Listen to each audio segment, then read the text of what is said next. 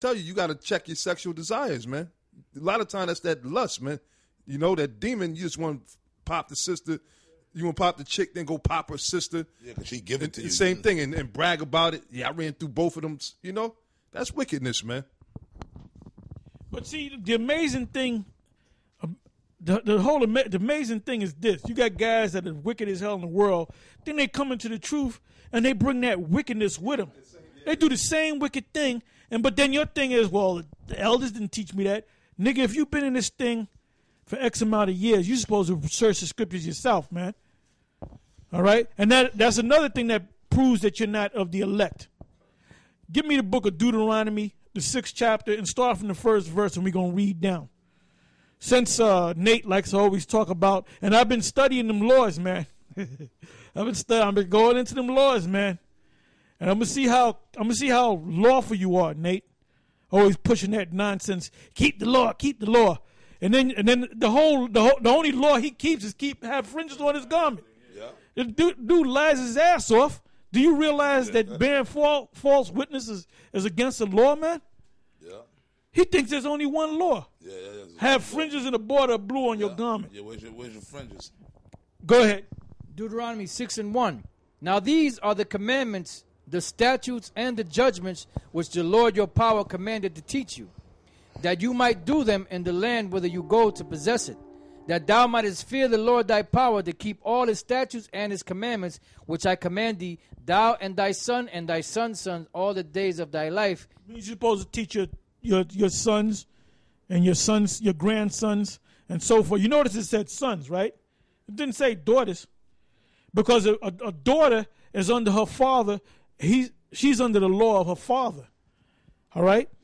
When she gets married, she becomes under the law of her husband. Because it tells you that she's under her law. Or under his law, rather. Go ahead. And that thy days may be prolonged. Hear therefore, O Israel, and observe to do it, that it may be well with thee, and that you may increase mightily, as the Lord power of thy fathers hath promised thee, in the land that floweth with milk and honey. Hear, O Israel, the Lord our power is one Lord. And thou shalt love the Lord thy power with all thine heart, and with all thy soul, and with all thy might. And these words which I command thee this day shall be in thine heart. And thou shalt teach them diligently unto thy children. Yeah, that's talking about the laws.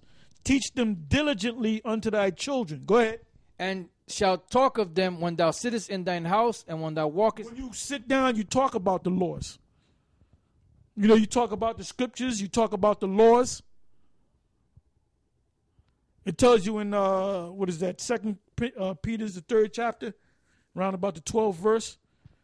What manner of conversation are you to be in? The conversation you're supposed to be into these scriptures. Go ahead. And that includes the prophecies. That's what Peter meant. The prophecy of the end of the world. Seeing what prophecies came to pass. Okay, that's one more prophecy. There's one more prophecy left. So we got to look for the end. That's why we know we're in the end of the world, because there's only a few prophecies left.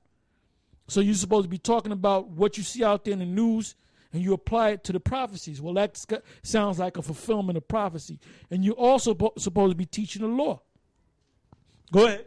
And when thou walkest by the way, and when thou liest down, and when thou risest up, and thou shalt bind them for a sign upon thine hand, and they shall be as frontlets between thine eyes. And thou shalt... Because, in other words, the law is supposed to be in your heart and be in your mind. Now what the Lord in Matthew's 23rd chapter said to them scribes and them Pharisees, he said, you broaden the phylacteries and widen the garments, your garments. Talking about make them big flowing garments. And then the phylacteries was actually a leather thing that you put the laws in there, and you put it over here to represent that the law was going into your mind and into your heart. Well, it's a spiritual thing. In other words, you read the scriptures and the law goes inside of you. Go ahead. It says, and thou shalt write them upon the posts of thy house and on thy gates. And that's literal. That's literal. Now, Nate, are you doing that? Because I know you got a house. You a detective, man. You've been a cop for years. So I know you gotta. That's what all cops do. They get them promotions. They hit detective, then they get that house, man. So I know you ain't living in no damn tenement. I mean, I could be wrong, but I doubt it. That's why you became a cop in the first place, man, to get them benefits, get them goodies, man, and get that nice house. That's what all cops do. A piece of the American dream. That's right. So now your house, I don't know where you live, and I ain't going to run up on you and take a video and all that, man. I really don't care. But you know what? You push that law stuff. Keep the law. Keep the law. Well, that's one of the laws, man. It says the right. Read it again. It says, and thou shalt write them upon the posts of thy house, and thou shalt write them upon the posts of thy house. So if any of your men or yourself, you got a house, are the laws written on your house? Go ahead. and on thy gates. If you got gates, white picket fence or whatever, do you got the laws, 613 laws written up there? Do you have the 10 commandments written up there? Because that's one of the laws. Go ahead.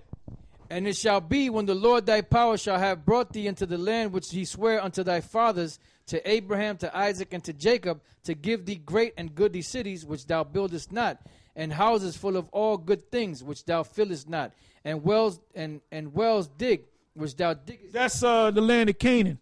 In other words, when you go in the land of Canaan, there's going to be wells there, there's going to be houses there, there's going to be land there, everything's going to be there for you. Because the Canaanites did all that. So you were commanded, and that's a law, you were commanded to go in there and kill them. Kill the men, kill the women, kill the babies, and just take the guard that land. That was one of the laws. Go ahead. Vineyards and olive trees which thou plantest not, when thou shalt have eaten when thou shalt have eaten and be full. Then beware lest thou forget the Lord, which brought thee forth out of the land of Egypt from the house of bondage. Thou shalt fear the Lord thy power and serve him, and shalt swear by his name. Oh, The name again. wait a minute now. Wait a minute, man. That's part of the law. Hold on, that's part of the law. Part of the law is knowing his name. That's why you haven't made a video. I'm waiting for you to make a video. I'm waiting for you to make another video, man. Where's that, brother? Where's that, black man? Where's the video at? You haven't made a video in going on a month, man.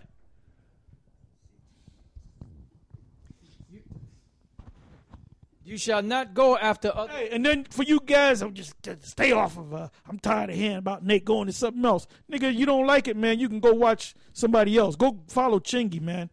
Yeah, that's right. You got the now. Go ahead. You shall not go after other gods of the people which are round about you. For the Lord thy power is a jealous power among you, lest the anger of the Lord thy power be kindled against thee, and destroy thee from off the face of the earth. You shall not tempt the Lord your power as you... Oh, and that's what you're doing. When you know the name of the Lord, and you said the name of the Lord and his son, but now you're saying, oh, we don't know the name of the Lord. His name is the word of God. It said the Most High said, don't. He said he'll destroy you from off the face of the earth, and he said don't tempt him. Look up the word tempt. That's right. That's right. Meddle not with them that are given the change. Yep, the Hebrew word there for tempt is nasah. It says to test, try, prove, tempt. You testing the Lord. You testing the Lord. Put to the proof or test. To test, try, prove, tempt. You don't be playing with the Most High. Yahweh Shem Yahweh Shai. He'll destroy you, man. He'll make you disappear. Which he's getting ready to do any damn way. In this society, man, now they at the Supreme Court and they're talking about whether federally a man can marry a man and a woman can marry a woman. I hope they approve it, which I think they are. I hope they say it's okay. You know why? Because you'll make this place a big, gigantic Sodom and Gomorrah so the Most High can destroy this damn place.